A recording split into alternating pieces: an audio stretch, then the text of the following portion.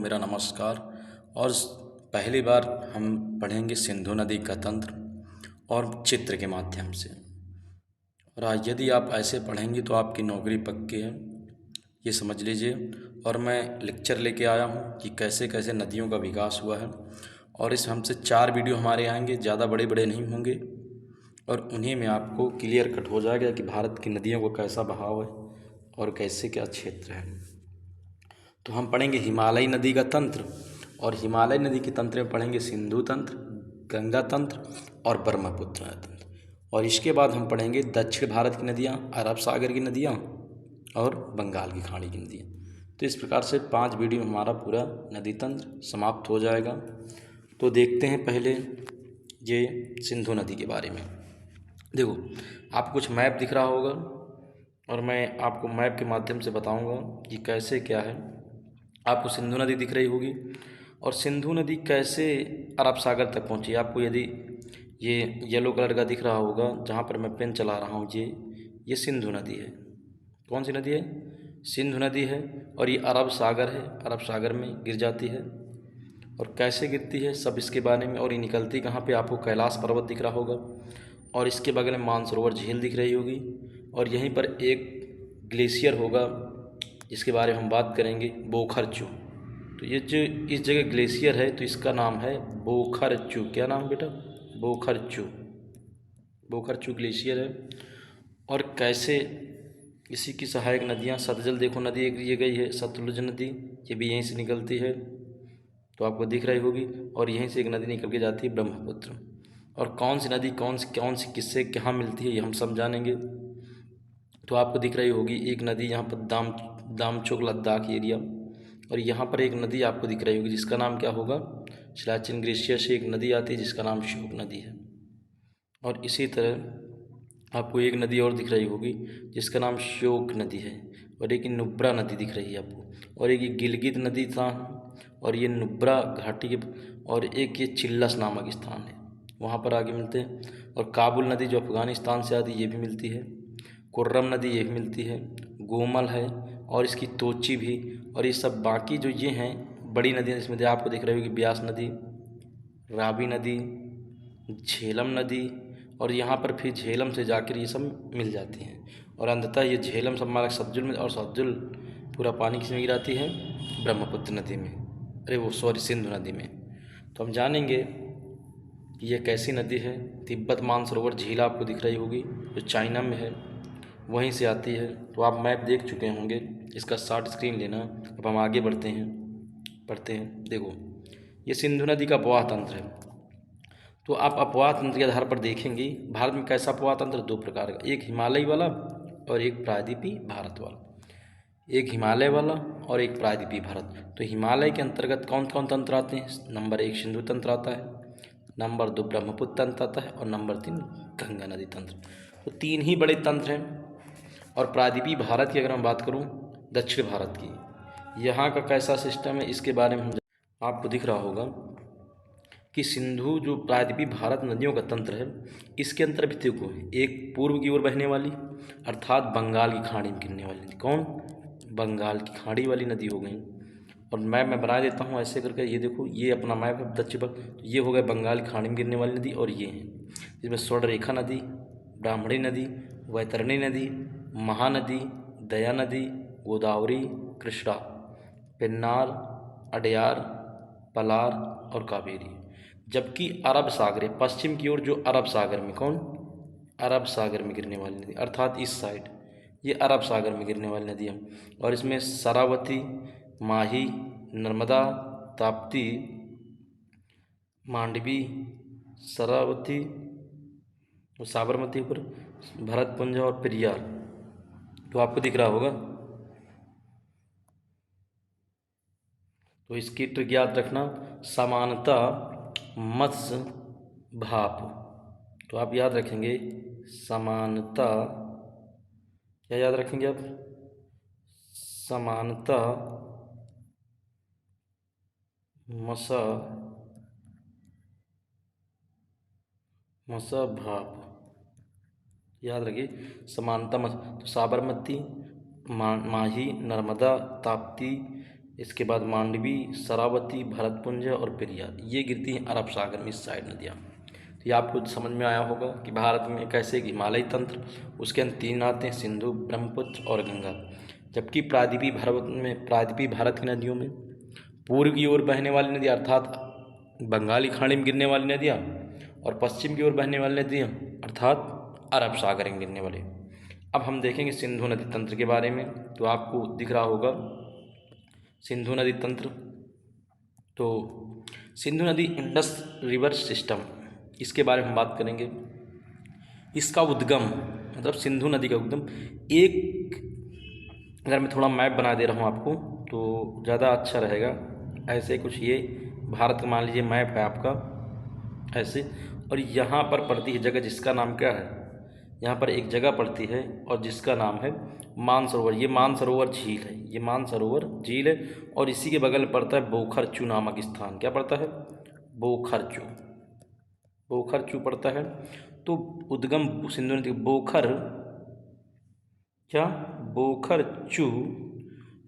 बोखरचू glacier या सिनका बाब जलधारा के निकट मानसरोवर झील और कैलाश पर्वत तिब्बत से इसका उद्गम होता है। तिब्बत में इसे, ये तिब्बत वाला एरिया है, तिब्बत में इसे सिंघी या खम्बान कहते हैं। तो सिंधु नदी को तिब्बत में सिंघी या खम्बान कहते हैं, और इसका उद्गम बोखरचू नामक ग्लेशियर से होता है। ये यहाँ से ऐसे ऐसे चलती है, ओके, ऐसे ऐसे अरब सागर में। अब देखिए यह 3 देशों से होकर जाती है। तो यहाँ पर चीन हो जाएगा, चीन, यहाँ पर भारत, और ये इधर वाला ये पार्ट हो जाएगा आपका पाकिस्तान। तो कितने देशों से होकर बेटा जाती है? 3 देशों से होकर गुजरती है। किन किन देशों से? चीन, भारत, पाकिस्तान, ओके। तो इतने देशों से होकर ये नदी गुजरती है ऐसे कर कर, और 3 देशों से गुजरती है। तो आपको मैंने बता दिया कौन कौन, चीन, भारत, पाकिस्तान। इसकी कुल लंबाई 2880 किलोमीटर है, और भारत में इसकी लंबाई अगर पूछे आपसे तो 1114 किलोमीटर, ओके। भारत में प्रवेश कहाँ से करती है? ये जो देखो ये है, ये भारत में मान लो इस जगह प्रवेश, इस जगह को नाम बोल रहा।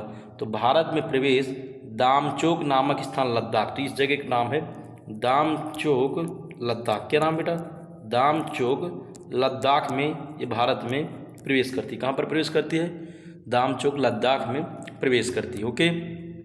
और भारत से बाहर निकलती है चिल्लस नामक, तो ये जो जगह है बेटा इसको बोलते हैं चिल्लस।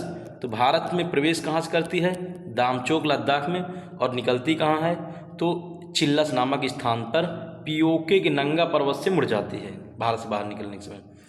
अब पूछेगा आपसे कि सिंधु नदी के दाहिने तट से, अर्थात दाहिने तट बोलूँ तो इधर से, ये वाला जो तट सिंधु नदी की सहायक नदियाँ, ये दाहिना तट होगा। तो इसमें पूछ रहा सिंधु नदी के दाहिने तट पर कौन कौन से, दाहिने तट पर क्या पड़ता? लेह पड़ता। तो बेटा देखा जाए तो यहाँ कहीं पर दाहिने तट पर लेह पड़ता है, लेह पड़ता है, यहाँ पर लेह पड़ता है अपने भारत में, जो लद्दाख की राजधानी, ओके। अब इसका हम थोड़ा मिटाते हैं और आगे बात करते हैं। लद्दाख, लेह इसके दाहिने में, ऐसे इधर कहीं पर लेह पड़ता है। अगर मैं भारत का मैप ऐसे देखूं तो यहाँ पर कहीं पर लेह पड़ता है, ओके। अब आगे देखते हैं सहायक नदी उपनदियाँ जो बाएं तरफ से, इस साइड से जो मिलने वाली नदियाँ कौन कौन हैं? तो इससे मिलती है जास्कर, कौन मिलती है? बाएं तट से जास्कर मिलती है, और मैदानी भागों में झेलम मिलती है, चिनाब मिलती है, रावी मिलती है, ब्यास मिलती है, सतलज मिलती है। तो ये इसकी बाएं तट की सहायक नदियाँ, अर्थात इधर से मिलने वाली कौन कौन नदियाँ हैं? तो आप देखेंगे जास्कर है, इसके बाद झेलम हो गई, इसके बाद चिनाब हो गई, फिर रावी हो गई, ब्यास हो गई, अथ सतलज, ये इसकी बाएं तरफ से मिलने वाली नदियाँ होती हैं, ओके। अब आगे बात करते हैं इसके और कौन कौन नदी इससे मिलती हैं। तो इसके मालूम ये है सिंधु नदी, और इसके दाहिने तट से इस साइड से मिलने वाली नदियाँ कौन कौन हैं तो भी हम जानेंगे। तो दाएं सहायक या उपनदियाँ जो दाएं ओर से मिलती हैं, कौन कौन बेटा? श्योक, ये मान लो कौन? श्योक नदी है, श्योक नदी हो गई, गिलगित हो गई, काबुल या खुर्रम या स्वाति नदी खुर्रम हो गई, गोमल हो गई, और इसकी सहायक नदी गोमल का तोची भी है बेटा इसकी सहायक नदी इधर से मिलने वाली। इसके अलावा बिबोवा भी हैं, कौन? बिबोवा, तो तोची, गोमल, बिबोवा, इसके अलावा इसकी नदियों में अगर मैं बात करूं तो संगर भी है इसकी नदी सहायक, संगर भी इसकी सहायक नदी दाहिने तट। तो संगर, तोची, गोमल, विभोवा भी हैं। इसके अलावा श्योक, गिलगित, काबुल, खुर्रम, गोमल, तोची, विभोवा, संगर, ये किसकी सहायक नदियां हैं? तो आप बताएंगे सिंधु के दाहिने तट की सहायक नदियां। ओके, आगे बात करते हैं। अब बात करेंगे हम झेलम नदी की। झेलम, क्योंकि सिंधु 5 नदियों का समूह है। देखो, सिंधु नदी जो है 1960 में एक समझौता हुआ था, किसके साथ? भारत और पाकिस्तान के साथ। भारत और पाकिस्तान के बीच समझौता हुआ था, और तब प्रधानमंत्री जवाहरलाल नेहरू थे। जवाहरलाल नेहरू प्रधानमंत्री थे। ओके, और समझौता ये हुआ कि जो ये नदियां हैं, सिंधु नदी के अंदर जो 3 पूर्व नदियां होंगी, 3 मतलब पूर्व की नदियां, तो उसमें कहा गया कि सिंधु ने जो समझौता होगा उसमें 3 नदियों का 80% जल का उपयोग भारत करेगा। और कौन सी नदियों का 80% जल उपयोग करते? तो भारत को नदियां कौन मिली? तो ब्यास, रावी, मेरी राइटिंग थोड़ा कम आती है, तो जो 1960 में समझौता हुआ तो इसमें कहा गया कि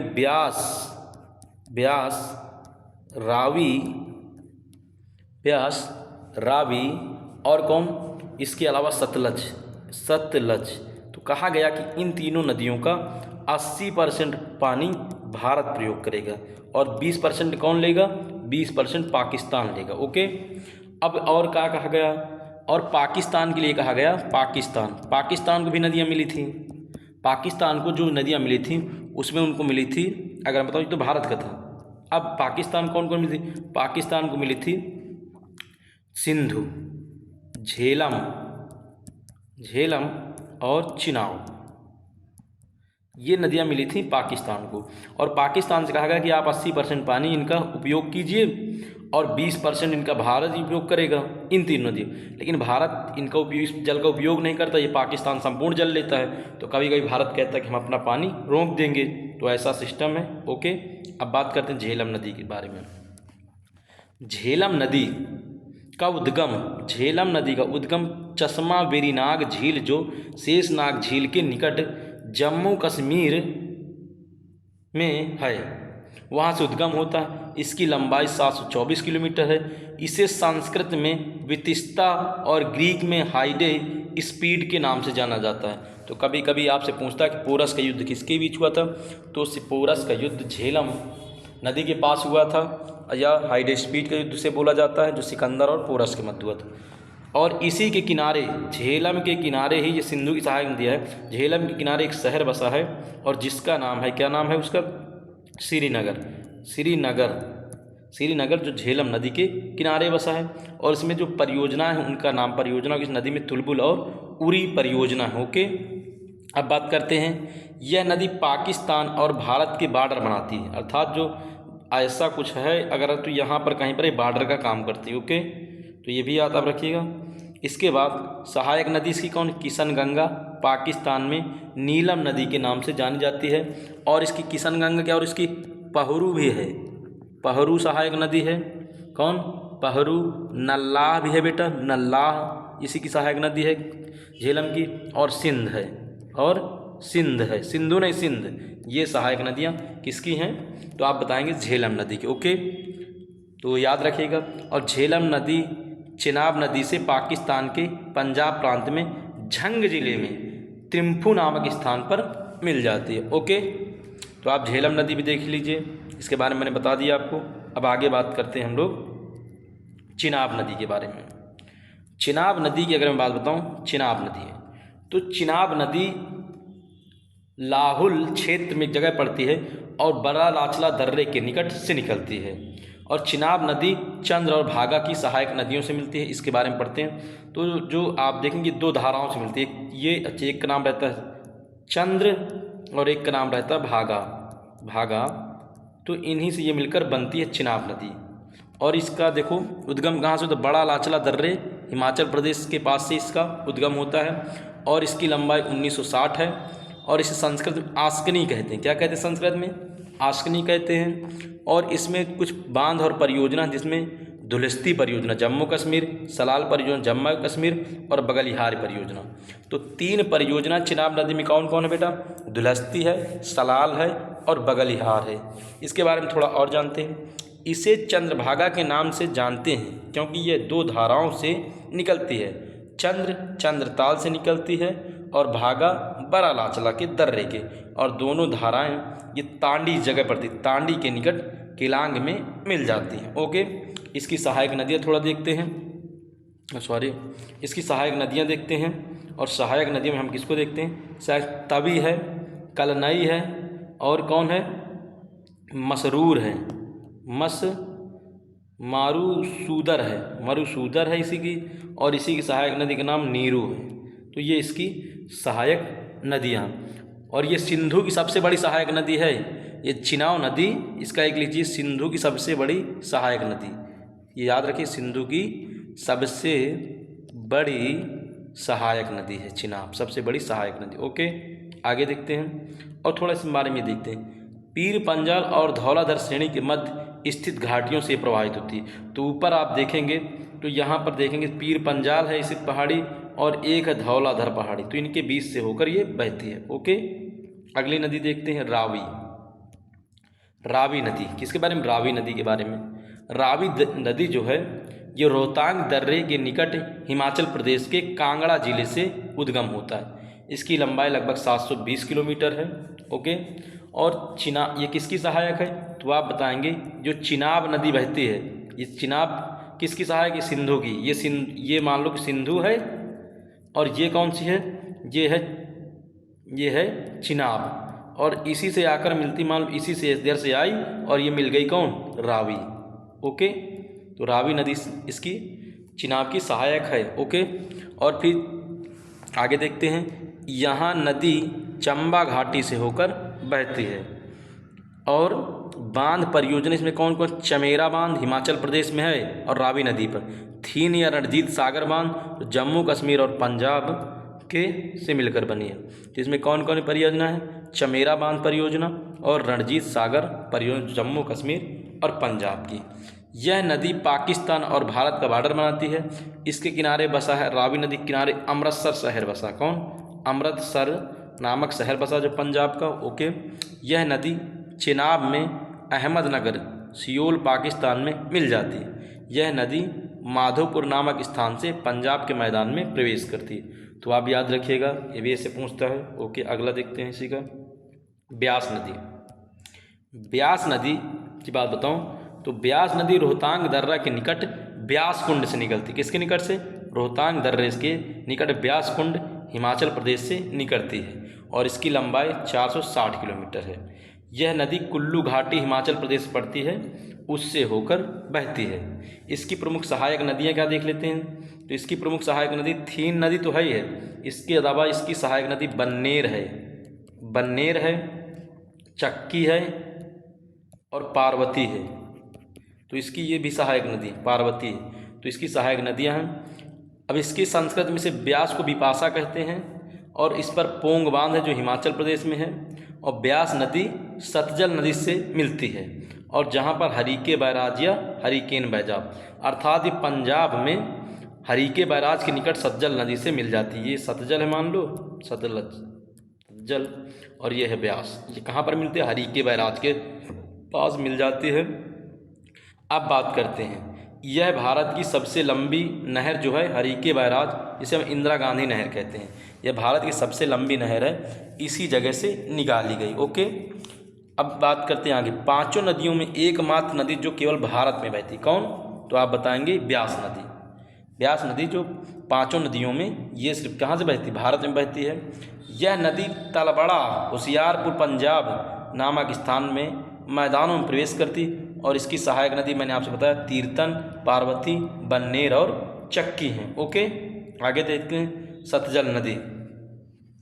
सतलज नदी की बात अगर करूँ तो इसके बारे में बताया जाता है कि जो ये सतलज नदी है तो ये निकलती है वहीं से, कहाँ से? राकसताल या राक्षसताल झील के निकट से। राकसताल या राक्षसताल झील के निकट मानसरोवर झील और कैलाश पर्वत के तिब्बत से निकलती है। तो आप याद रखिए कहाँ से निकलती है। तो यदि आपसे पूछा जाए तो ये तिब्बत में स्थित, ये तिब्बत, अगर मैं बात बताऊँ यहाँ पर मैं मैप बना दे रहा हूँ विश्व भारत का, ऐसे कुछ है भारत का मैप, और यहाँ से निकलती है, ये यहाँ से ऐसे गई है। तो आप देखेंगे तो कहाँ से निकलती है, तो राका से राक्षस तिल के निकट तिब्बत में, मानसरोवर झील और कैलाश पर्वत तिब्बत से निकलती है। कुल लंबाई 1450 किलोमीटर, आज इसमें भारत में इसकी 1050 किलोमीटर लंबाई है। और यह नदी 400 किलोमीटर सिंधु नदी के समानांतर बहती, मतलब सिंधु नदी के मतलब कि साथ ही साथ बहती है और सिंधु से सीधे जाकर मिलती है। ओके, इसे संस्कृत में शतुद्री कहते हैं, संस्कृत में इसे क्या कहते हैं, शतुद्री कहते हैं। और इस नदी को तिब्बत में लोंगचेन खम्बाम के नाम से जाना जाता है। किस नाम से, तो आप बताएंगे इसको लोंगचोंग, तिब्बत में लोंगचेन खम्बाम के नाम से जाना जाता है।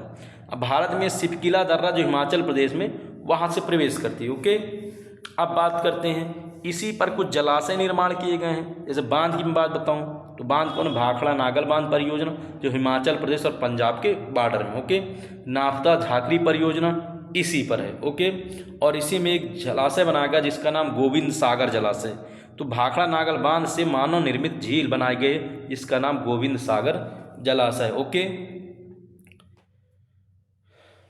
अब सोचो कि सहायक नदी इसकी कौन कौन है, तो आपको स्पीति बाएं से और ब्यास, दो सहायक नदी हैं। और इसके किनारे बसे शहर कौन है, तो आप बताएंगे सतलज नदी फिरोजपुर और लुधियाना इसके किनारे बसे हुए शहर हैं। अब सतलज नदी को लेकर, जल का बंटवारे को लेकर विवाद किन किन देशों, किन किन राज्यों से है, तो आप बताएंगे हरियाणा, राजस्थान और किसके बीच, पंजाब के बीच जल को बंटवारा लेकर काफ़ी विवाद बना है। ओके, तो हमारी क्लास यहीं तक थी बच्चों। यदि आपको अच्छी लगी हो, अब मेरा पढ़ाना अच्छा लगा हो तो लाइक कीजिए, कमेंट कीजिए और चैनल को सब्सक्राइब कीजिए। और जब से आप कमेंट करेंगे वैसे मैं गंगा नदी का तंत्र लेके आऊँगा। थैंक यू, धन्यवाद।